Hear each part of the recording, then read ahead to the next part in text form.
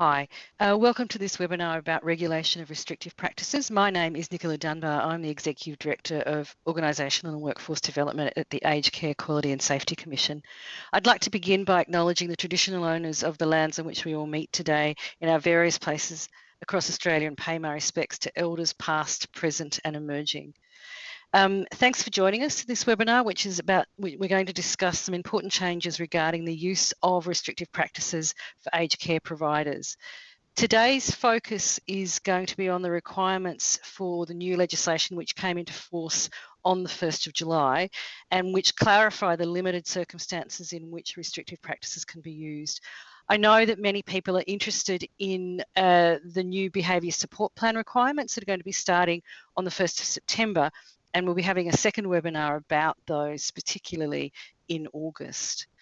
We've already had a number of questions from providers about the changes, and it's good to see how engaged people are and how keen everybody is to know about the new requirements, what they're doing and whether that's meeting the requirements of the legislation. And the questions that we've had so far have been really important in terms of informing the webinar today. We may have time for questions at the end, so there is a chat function that you would have seen, a question function. So if you put your questions in there, we may have time to deal with some of them. If we don't, we'll be taking those questions on board and feeding them back as FAQs on our website. So please put in your questions, and even if we don't have time, they're still useful and we'll be able to provide feedback on those. With the webinar today, we have Janet Anderson, the Aged Care Quality and Safety Commissioner, and also Dr. Melanie Roth, our Chief Clinical Advisor. So to start, I'm going to hand over to Janet to take us through the changes that have been made. Oh, thanks, Nicola, and hello, everyone. Welcome to the webinar. Let me start with the Royal Commission, which made clear what many of us already knew, that restraints have been overused in aged care and have been used in ways that are not consistent with consumers' rights and dignity. The Royal Commission highlighted that both chemical and physical restraints have often been used in either an unnecessary or inappropriate way, and that the use has for too long been taken for granted as a means of managing people with challenging or possibly inconvenient behaviour in aged care. Now, the legislative changes which came into effect on the 1st of July align with recommendations made both by the Royal Commission and by a review commissioned by the Department of Health called the Independent Review of Legislative Provisions Governing the Use of Restraint in Residential Aged Care. And that report is in fact available online if you want to read it. The new provisions in the Aged Care Act are aimed at driving cultural change across the aged care sector to minimise the use and eliminate the inappropriate use of restraint that is used primarily to influence or control a consumer's behaviour. And we're going to unpack that a bit over the course of the next hour. These legislative changes are part of the government's 5-year, 5-pillar plan to transform the aged care sector, which was announced in May as part of the 21-22 budget. The effect of the amendments is to strengthen and clarify requirements for providers and also strengthen the accountability of providers by making it clear what providers must always turn their minds to when considering using a restrictive practice, including how that practice may affect a consumer's rights. Thanks, Janet. That's a useful start in terms of painting the picture of where this has come from. You touched at the end there about consumer rights as being the core part of the legislative changes. Can you expand a bit on that and give us a kind of sense of how that sits within the new legislation? Sure. Whether you're a provider, an approved provider, member of senior executive, an aged care worker, a consumer's family member, you would understand that people living in residential aged care are entitled to enjoy the same freedoms as any member of the general community, including not having unreasonable or unnecessary restrictions placed on their freedom of movement. So a person's human rights are not extinguished or even diminished when they move into an aged care service or if they have a cognitive impairment. and that's recognised in the Charter of Aged Care Rights, which would be familiar to all of you, I'm sure. Standard 1 in the Aged Care Quality Standards is also instructive here. The consumer outcome for that standard reads as follows: I, the consumer, am treated with dignity and respect and can maintain my identity. I can make informed choices about my care and services and live the life I choose.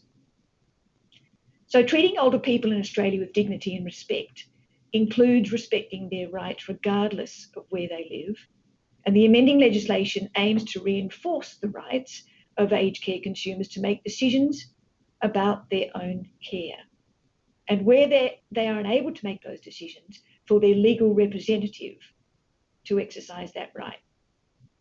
So the enhanced requirements now in the Aged Care Act in relation to restrictive practices are designed to reduce the use of restrictive practices and to prevent the inappropriate use of those practices, and to support person-centred care as required under the Aged Care Quality Standards in that Act.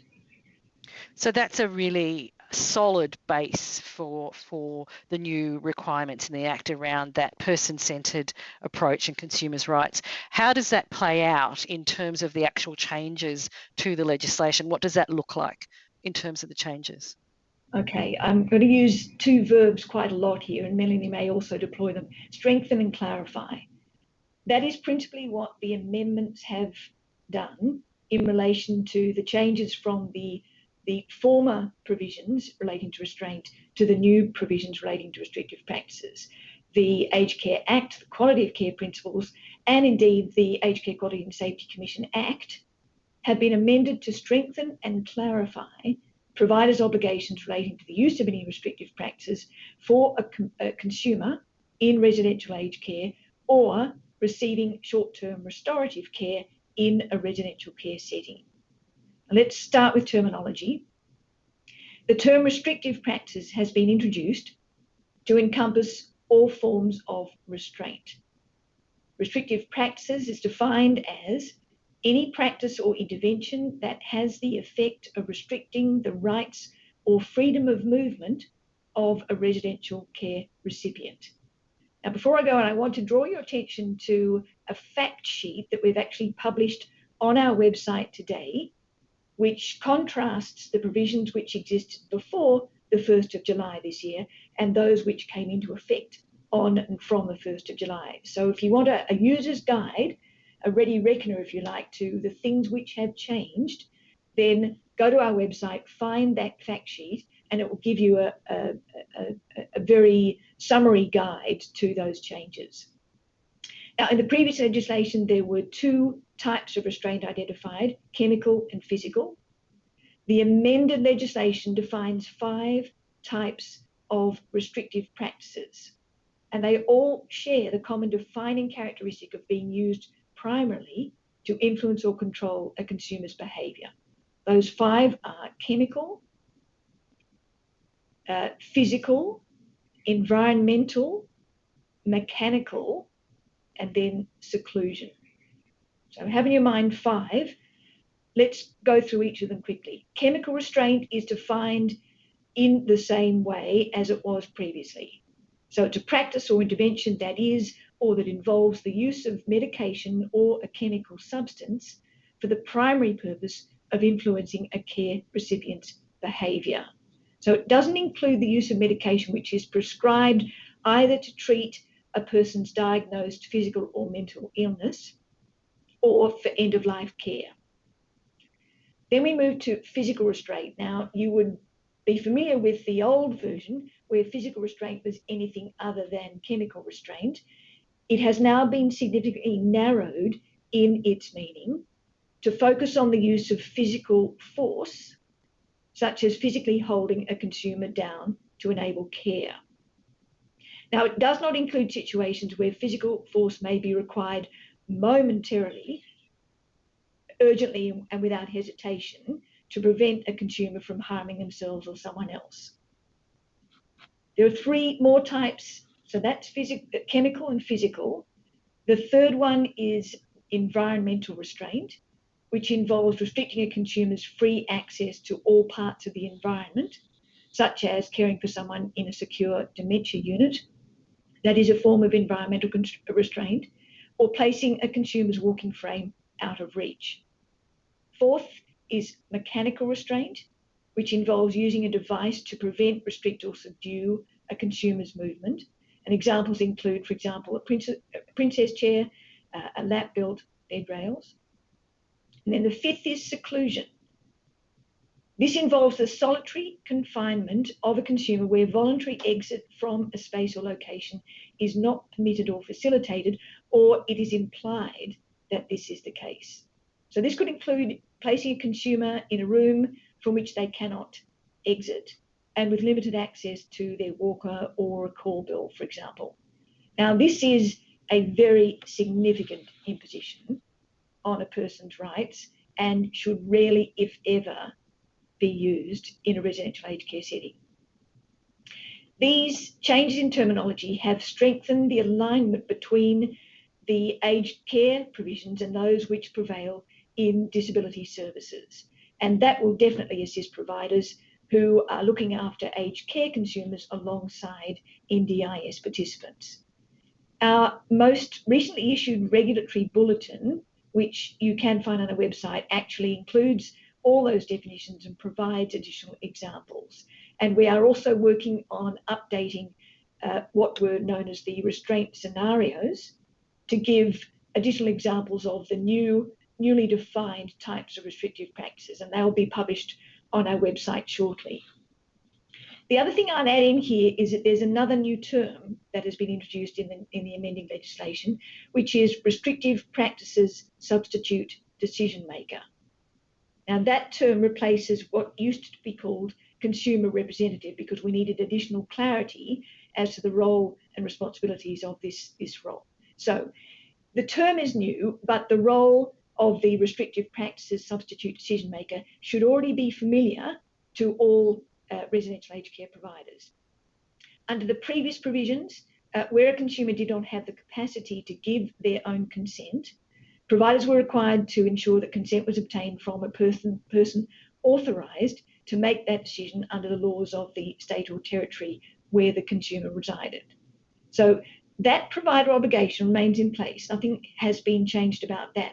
It has, however, been clarified through the adoption of this clearer description, identifying a restrictive practices substitute decision maker.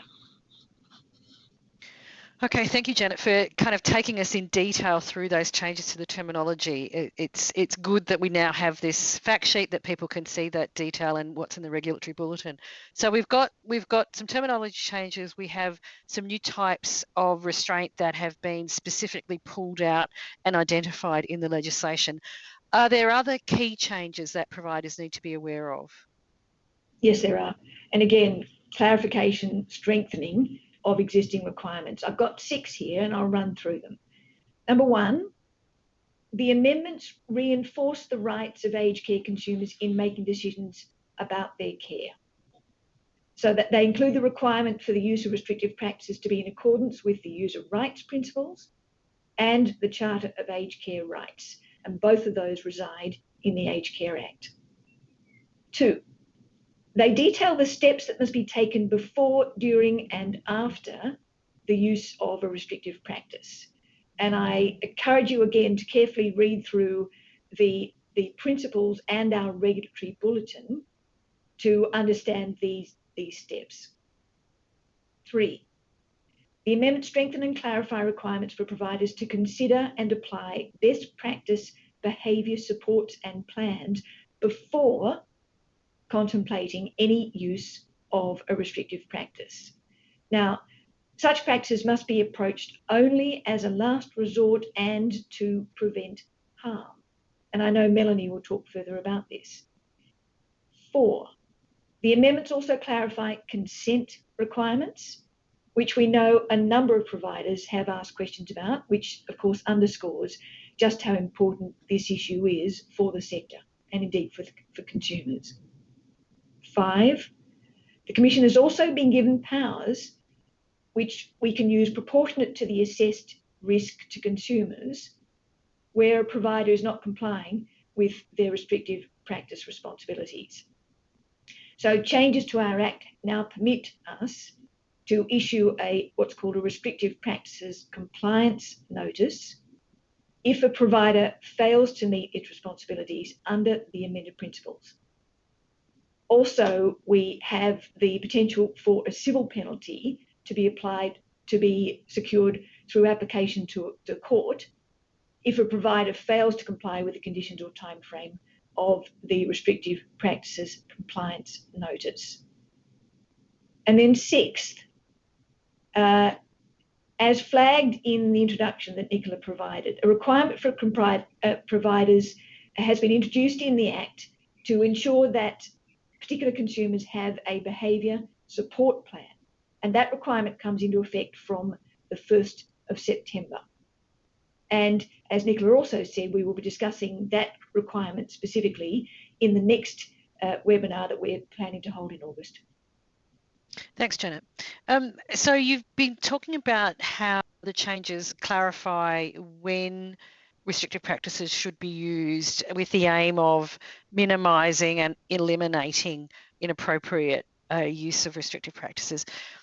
Is there a kind of underlying sense to these changes, that an implication that actually what would be better is not to use restrictive practices in aged care at all? Is that kind of what's underlying this?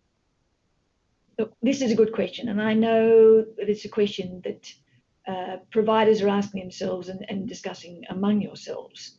The short answer is that the intention of the new laws is not to render restrictive practices unlawful. That is not the aim. It is not against the law to use restrictive practices with a consumer at any time. So let me be crystal clear.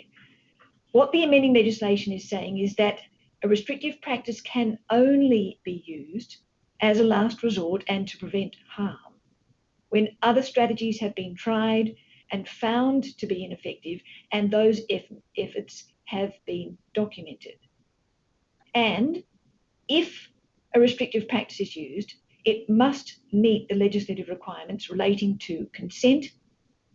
It must be the least restrictive alternative available for the shortest time and subject to monitoring and review. And this applies to every instance of restraint, as I'm sure Melanie will talk about as well. Now, we all know that some people living with advancing dementia and experiencing behavioural and psychological symptoms of that condition can engage in behaviour that places themselves or others at risk of harm.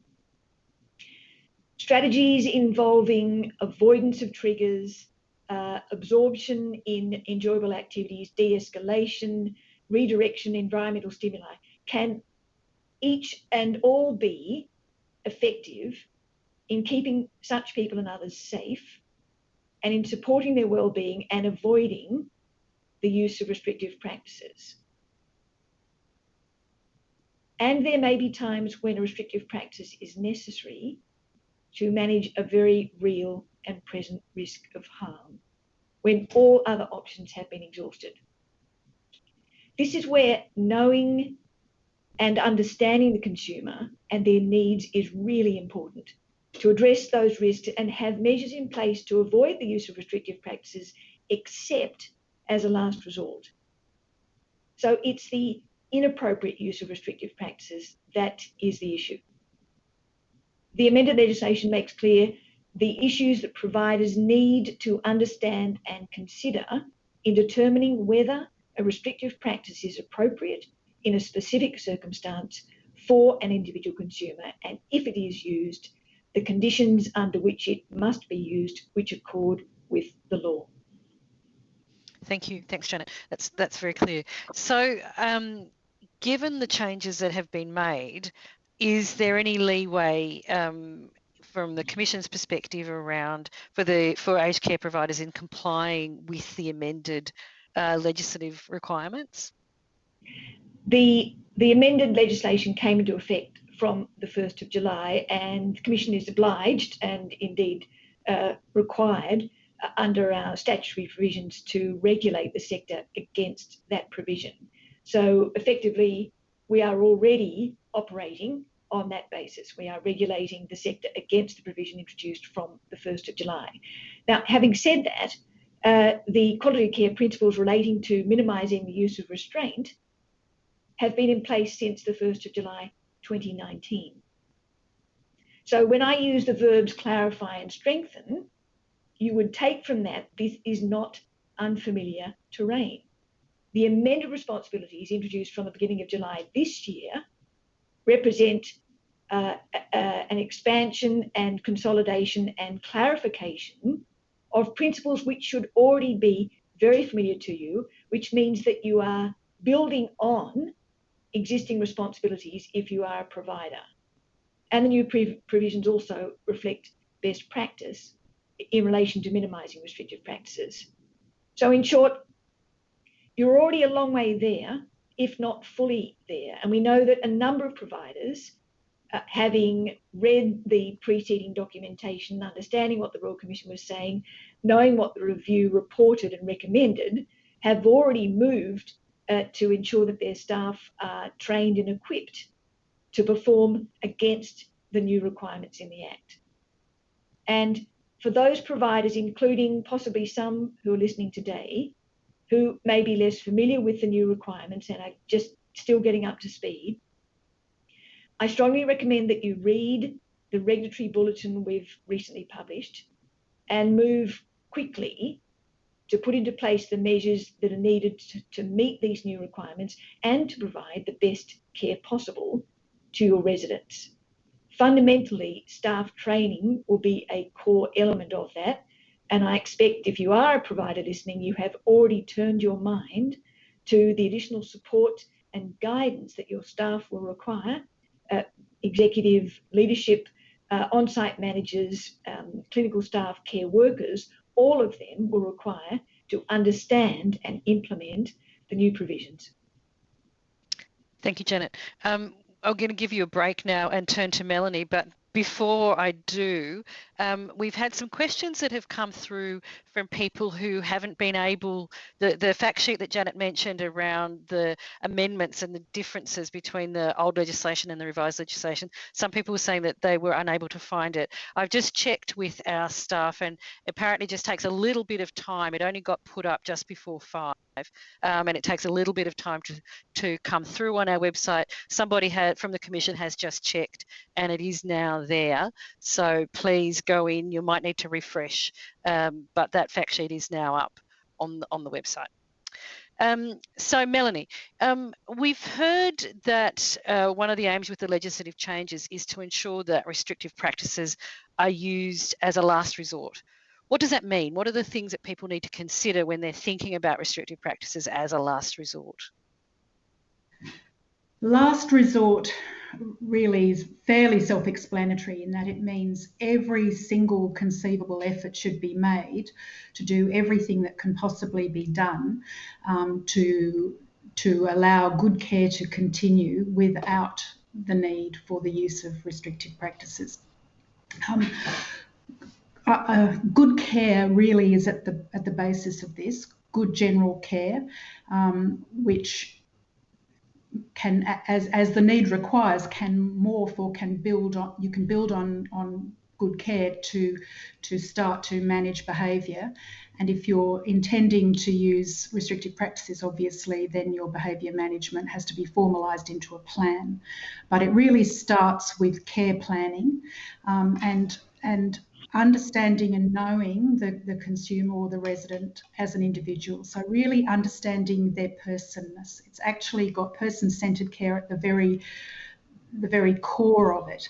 And I think if you imagine for yourself, if you're going into aged care and that you may start to find yourself in a position where you're responding in a way that you haven't responded in the past because of such things as being unable to recognise people that you would otherwise have known. You're unable to interpret your environment. You're unable to understand what's happening to you in terms of the sensations you're feeling and what you're hearing. And crucially, you're unable to communicate effectively what your needs and wishes are, what you don't like and what you do like. So good care, good person-centred care is very easy for somebody with no cognitive impairment, because they'll tell you what they don't like and they'll tell you what they do like and what they want. And when that's no longer the case, that's when you start to have to think for them in terms of trying to avoid the things that would be irritating or annoying to that particular person, and trying to do things for them that enhance their quality of life and enhance their enjoyment. Such knowledge about the person's background and their life history and their life story, their life context, that will guide your conversation with them, guide the way you approach them, guide the sort of person that they would want to be near and want to interact with, and the sort of people that they don't want to, the sort of situations that they would never have wanted to be in, the sort of foods they would never have wanted to eat, the sort of things that they would want to eat. And you can see that by knowing these sort of things, it's absolutely a person-centred approach, but it will enable you to respond much more meaningfully and effectively to a person who is starting to be unable to communicate their own needs themselves. And it's important to remember that it's not just looking at the things that they don't like, but it's the absence of things. So if somebody is bored or lonely or frightened, that anticipating what situations are going to make the person bored, anxious or frightened or lonely, then avoiding those, talking to them and reassuring them before they're starting to get agitated. I think you will be able to see easily that very good person-centred care and good predictive behaviour management starts morphing into what you might document as a behaviour management plan. So prevention is the first step of making sure that it's the need for or the emerging of behaviours even occurs before the need for the use of restrictive practices. And behaviour management at the foundation of this needs to adapt. So it's sometimes a case of trial and error. You know that the person used to love coffee, well then the cup of tea alternative strategy is probably never going to work, and if it doesn't work once, it's probably not very helpful to keep trying it night after night when you could be trying something else. And the person at night's only going to know what to try if it's well documented. So those are starting to become the foundations of a behaviour support plan or a behaviour management plan, and I think that you will see that many people are already doing this very well. So that this knowledge and understanding needs to be really part of business as usual in your service. That thinking about how to avoid things and how to respond appropriately to that person as an individual are all things that need to be done before you're even thinking about using a restrictive practice. Then obviously, you will, if you are contemplating using a restrictive practice, you then start to get into the other requirements in terms of looking at what alternative strategies can be used more formally, what advice and support you need if it's got beyond your own working out. And do please remember that Dementia Support Australia runs the Dementia Behaviour Management Advisory Service and also the Severe Behaviour Response Team, which will give you in-person assessment and support and telephone 24 hours a day advice line. So if things are getting beyond your own ability to manage something, especially if it's becoming an emergency, then do avail yourself of external advice as well. So we will also, of course, be continuing to update our website as further resources become available. Okay, thanks, Melanie. So you've talked, and I think that the approach that you've described about how the fundamental basis of any decision making about restrictive practices is really bedded in person-centred care and an understanding of the needs of the person. if you've got to the point of having that understanding and considering some kind of restrictive practices, recognizing that this is the last resort, what are the things that need to happen at that point? What are the things that providers need to think about if they're kind of got to the point of, we've tried other things, we know this person, things are not working, what do we need to do? We might need to go to restrictive practices. What are the things that they need to think about in that context? Yeah, well, what I have seen is that in some places there's a really streamlined approach to making decisions about restrictive practices and monitoring and reporting and continuing to try alternative strategies and continuing to try to enhance the person's quality of life while they're doing it. And monitoring for risk of harm, as well as monitoring for ongoing need. So all of those things need to happen. And if it's happening and it's well embedded in the organisational governance, it happens in a really consistent, streamlined and obvious way, so that a provider or service manager can say, well, this is how we make decisions. This is how we made this decision for this person. This is where it's documented, and these are the things we took into account, and this is the monitoring we're doing as a consequence. So as far as organisational governance and embedding it into that, I think that I would really recommend that you have a clear person or people who've got really good knowledge of what's required and where decisions are being made in respect of consumers and restrictive practices, that person is overseeing those decisions, and that decisions are clearly escalated to that person. And that approach is obviously much more effective than if everybody thinks they know what they're doing. Some do and some don't, and things are being done in an ad hoc and sometimes in a way that does not sit well within the legislation. So I think that you just, as a provider, need to ensure that you're fulfilling the legislative requirements, but also, and because it interlinks beautifully, that you're checking that you're not doing anything that's inconsistent with the rights of the consumer, and that you're always making sure that you've got really robust person-centred care.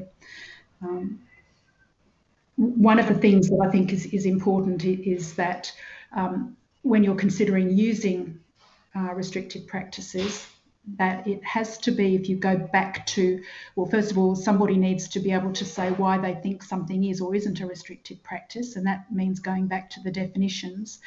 But also, don't forget that you're meant to be addressing risk. You are meant to be able to articulate what is the risk that this particular restrictive practice is addressing. And if you say, well, it's for safety, well, that's not really articulating what the risk is, because that's, in some cases, for safety. When you actually tease it out, it's actually not really for safety. If that consumer, it's because their behaviour is annoying or intrusive. Or in some cases, a restrictive practice is used on one consumer, for example, locking the door to their room to protect them from the behaviour of another consumer. So managing one consumer's behaviour with a restrictive practice for another consumer is obviously fraught with problems. And going back to the definitions and trying to work out what the risk is for that consumer is really going to be fundamental. Okay. One of the things that you mentioned when you're talking about the things that providers need to do when they're considering restrictive practices, you mentioned consent. And that is an issue that comes up quite frequently. We've had a lot of questions about it already, and there are a number of questions that have been raised by the participants in the webinar. Can you give us a bit more information about informed consent and what it means in the context of the amended legislation? Sure. Well, informed consent has always meant the same thing. The legislation currently, I think, has just articulated it more clearly. But there's a really big difference between agreeing to something, consenting to something, and giving your fully informed consent.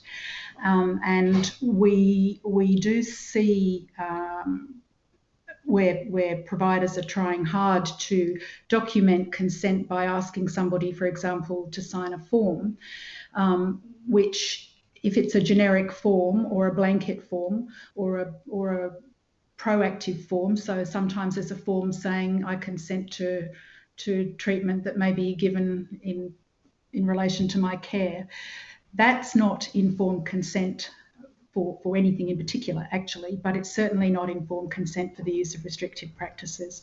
So informed consent needs to be given by somebody with the capacity to give it. Of course, the first person who has the right and should be giving consent is the person themselves.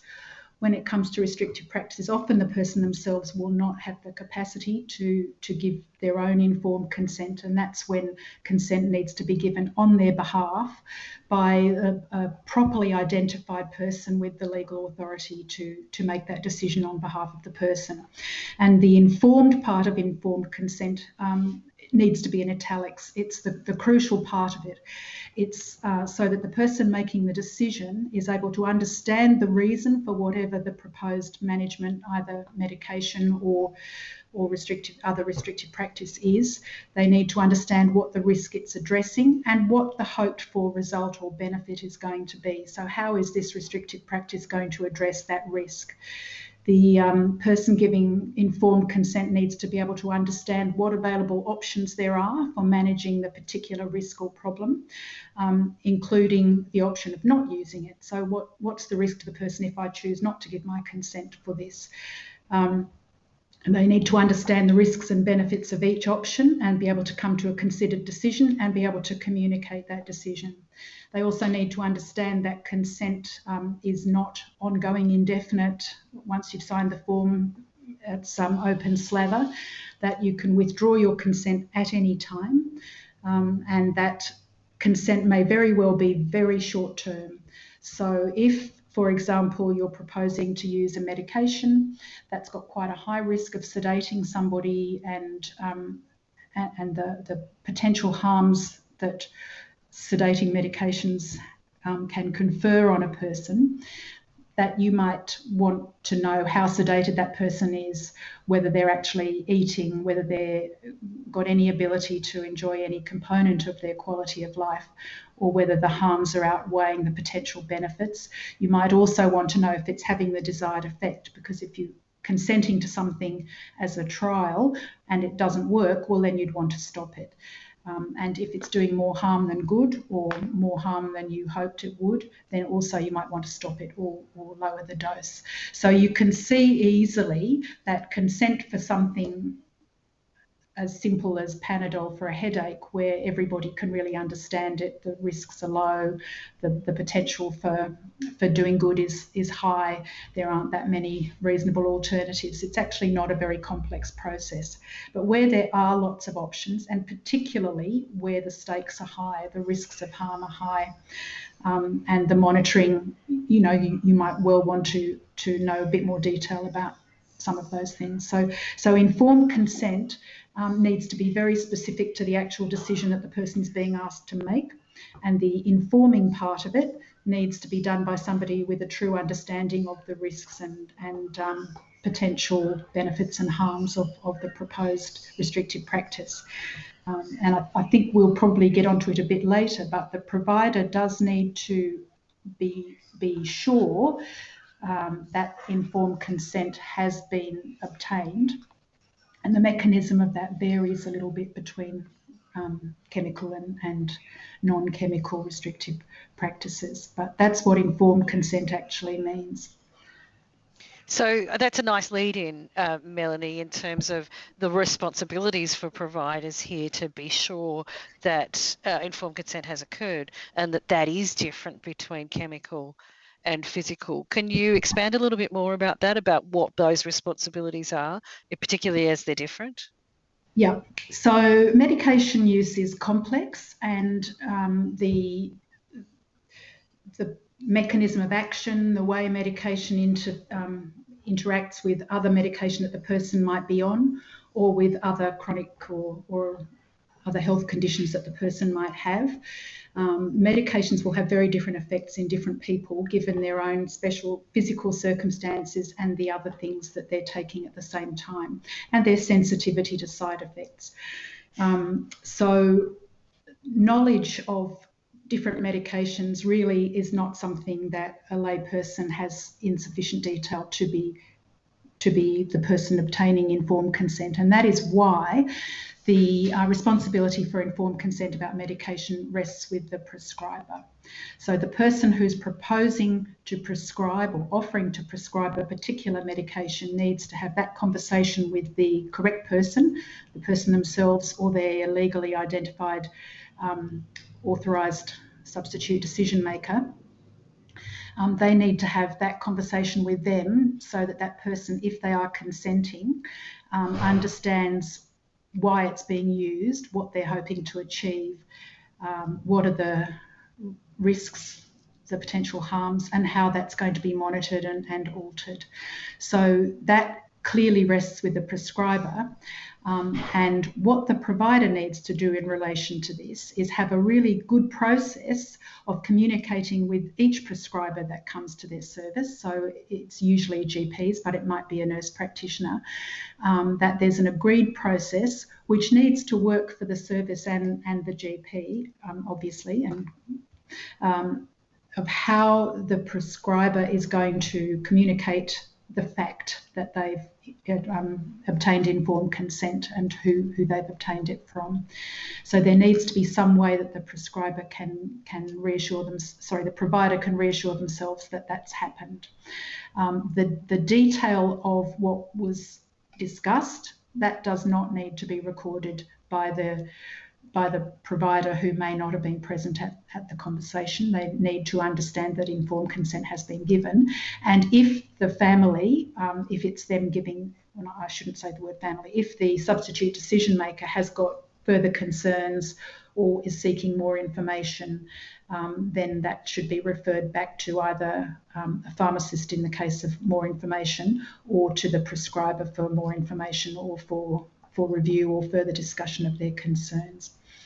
If it's for non-chemical restrictive practices, then the appropriate assessment and documentation needs to be overseen much more directly by the provider, so that the conversation in relation to informing of all of the components that are involved in informed consent, that needs to be well documented, dated, who was present, what was canvassed and what consent has been given, and with any particular provisos or conditions on that consent.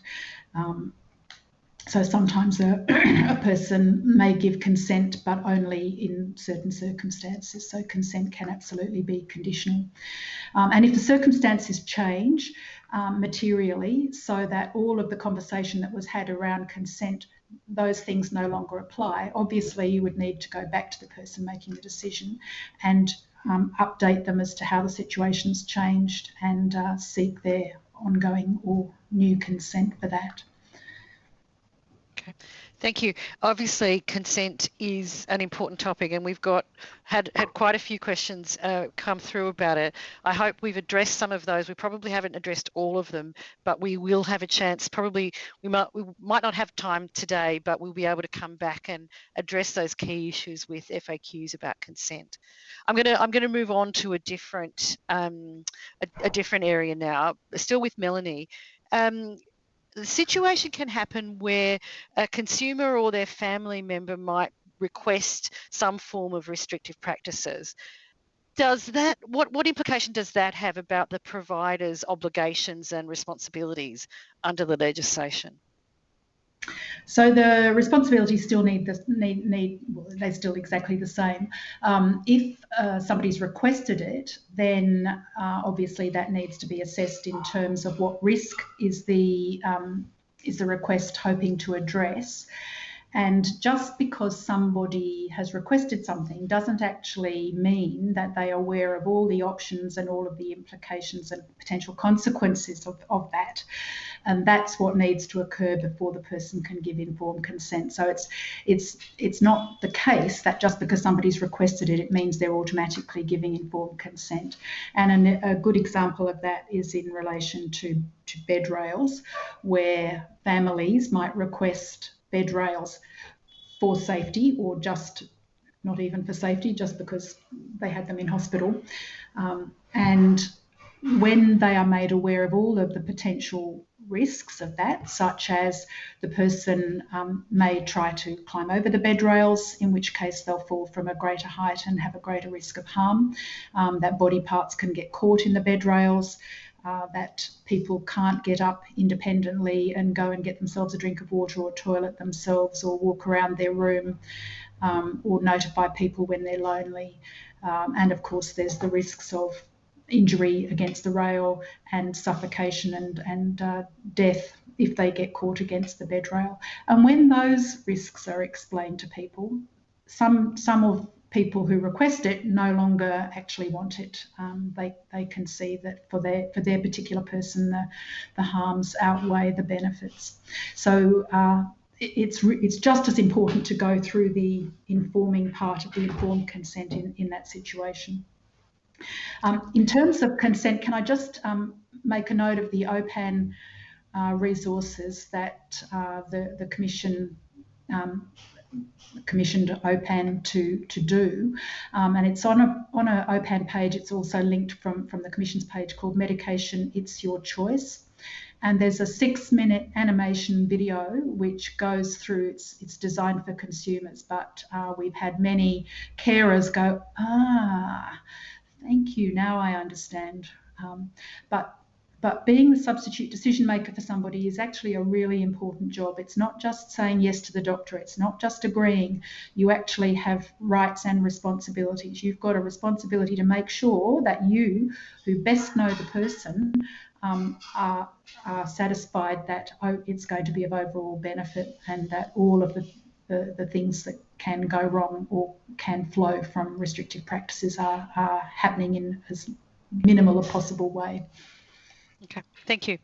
I want to cover, Melanie, just with you one more thing quickly before we move on, and that's about emergency situations. So again, we've had a number of questions who been raised around that, about what are the responsibility, what is an emergency situation, what are the responsibilities in those kinds of circumstances? Yep. So an emergency situation in the commonly understood way is really something that comes up suddenly, unpredictably.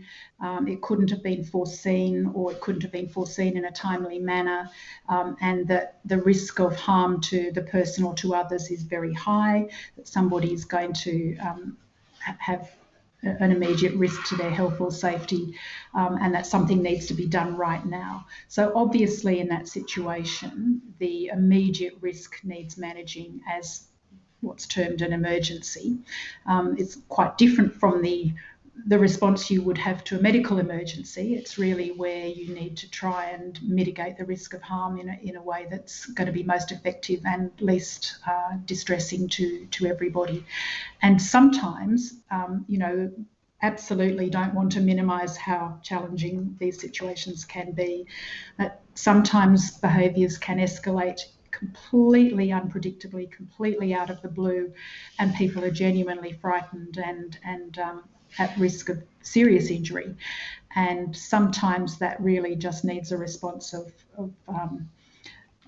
calling emergency services and having staff retreating to somewhere safe. That's unusual to be that sudden and that severe, but there are all grades leading up to that. The Commission would have separate provisions apply to emergency use, where obviously you have to notify the substitute decision maker as soon as practicable, and clearly you need to try and interrogate the situation, try and work out why it happened, and see what you can put in place to prevent that happening again. And if you're contemplating restrictive practices, then you need to go through the normal process. But again, you would be, I hope, contacting the 24-hour Dementia Support Australia support line if you were having a difficulty with frequent emergencies.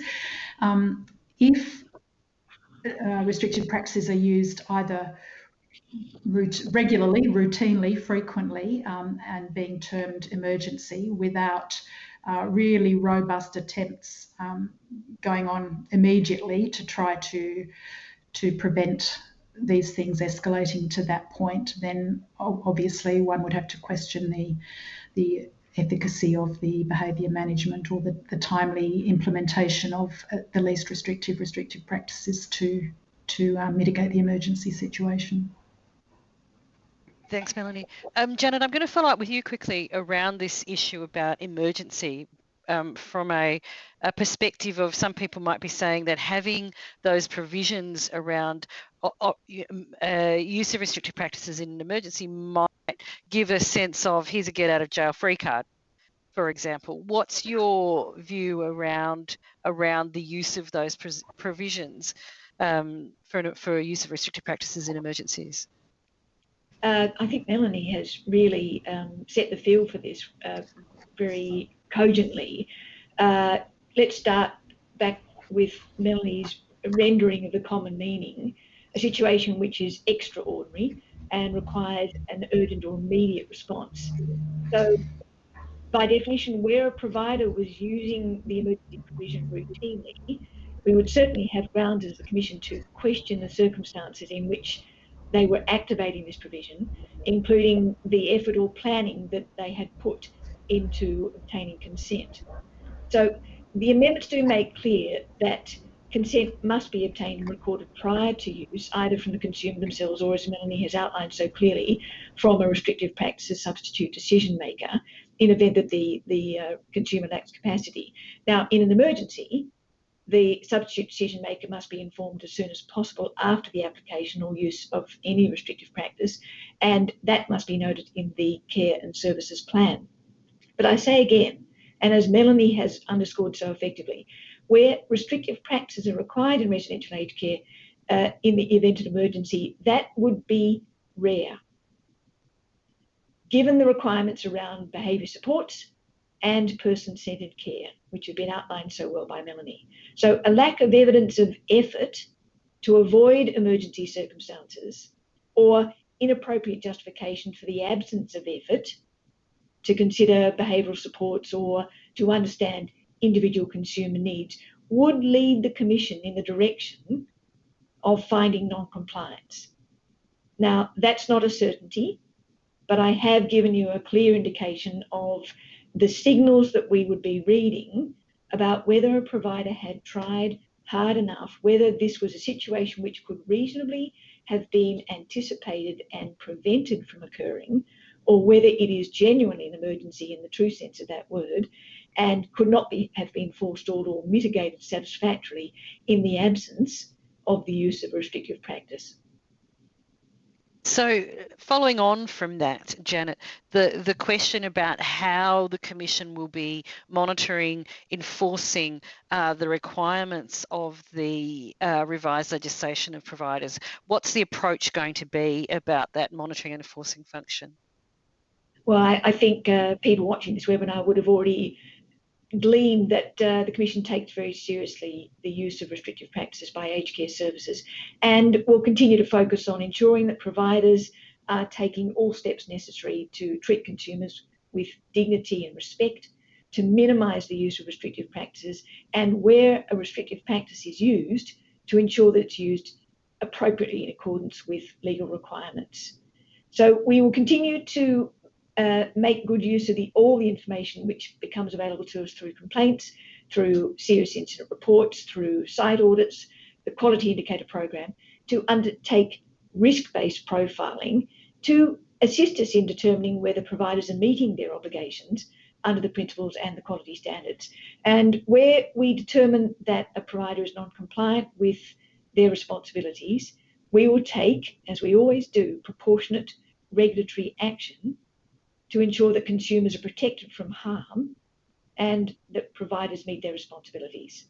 So our new powers include the opportunity to issue a restrictive practices compliance notice where a provider is not or may not be complying with its responsibilities in relation to the use of restrictive practices as set out in the Quality Care Principles. There is also, as I've mentioned before, the potential for civil penalties in the circumstances where there is non-compliance with the notice. So providers, and I know there would be people online from approved providers, those of you who want to understand more about our powers should familiarise yourself with our compliance and enforcement policy, which again is available from our website and which we've updated specifically to take into account the new provisions as they've been introduced from the 1st of July this year. Thanks, Janet. One final question. What is the Commission doing? So we've talked about monitoring enforcement, but we're also here to help and support the sector with these changes. What is the Commission doing around supporting the sector and consumers around these changes? Well, I think there have been lots of mentions throughout the course of the last hour about the range of guidance and resources and other information which we are producing and will continue to produce. Please go to our website to have a look for it. There is provider-facing material. I've already talked about the regulatory bulletin. There is also information and guidance on advocacy, behaviour support planning, capacity to consent, dementia, and also these are part of the guidance already made available for the quality standards. Further information is planned and will be forthcoming, including an ALICE module or numbers of modules over time. Now, the consumer-facing resources are just as important. We already have links on our website to resources on advocacy and decision-making, medication management, complaints management, and the Serious Incident Response Scheme, among other material. Melanie has referred already to the Older Persons Advocacy Network, OPAN, and some of the really good work that they're doing. I would direct you in that attention. You can find the links on our website. And there is more that we're also producing for consumers as well. I'd close on this section by referring to the work being done with the Department of Health and Dementia Support Australia to develop additional guidance on behaviour support planning, which we expect should be available in August. And I know that there are a number of providers online who are very keen to get access to that. Thanks, Janet. We're actually almost out of time with all of the information that we've covered, so we won't be able to go into detail with your questions now, but we've had a lot of questions and we really appreciate all of the questions that are coming through. That will really help us with FAQs and with the resources that we provide to you over the next couple of weeks. So thank you very much for everybody who's been putting in their comments and their questions. It's been great. Janet, before we close, I just go back to you if there are any kind of key points that you would like people to take away with them from today. Thanks, Nicola. And thank you all for the questions you've submitted. As Nicola said, we will be looking at them closely and using them to inform the guidance and resources we make available. A lot of information's been covered today, and you will want some time to think it through and to do your own research. There are further details available on our website to help you understand your new obligations if you're a provider and to help you know your rights if you're a consumer. Importantly, aged care staff need to be trained in the new, clearer expectations. And if you're an approved provider listening to this, you know your obligations in that regard. The foundational principle on which the new restrictive practices obligations are based is that every consumer's needs and expectations are factored into the way in which you as a provider interact with them and support them. You treat them as individuals who deserve to live with dignity and respect, and you provide services which keep them and those around them free from harm. The same principles are those which animate the quality standards, and you are very familiar with those. So this is not new terrain. So for that reason, the requirement shouldn't be an enormous stretch for you. The restrictive practices requirements are an extension, a clarification, a strengthening of what you already know and do. And that's the expectation that we have of you, if you're a provider, as the regulator of aged care. So I urge you to get across your responsibility in this area. And if you're a provider, to support your site managers, clinical staff, aged care workers to provide care in accordance with these new strengthened responsibilities. There's a lot of information available to help you, and certainly get in touch if there's any points of clarification that would assist you in fulfilling your statutory responsibilities to aged care consumers.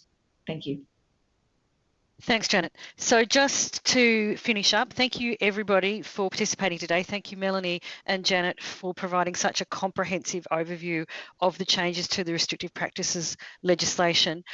There will be a recording of this webinar on our website in the next few days, and we will have another one coming up in August about behaviour support plans and the systems that need to be put in place for that. So keep an eye open for the details of those.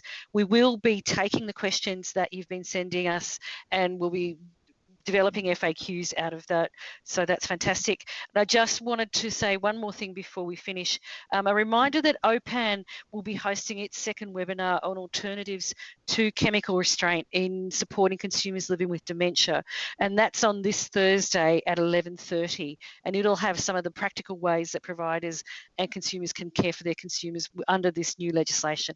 The details for this is on the OPAN website. So that's all from us tonight. Thank you very much, and we'll see you for the next webinar in August.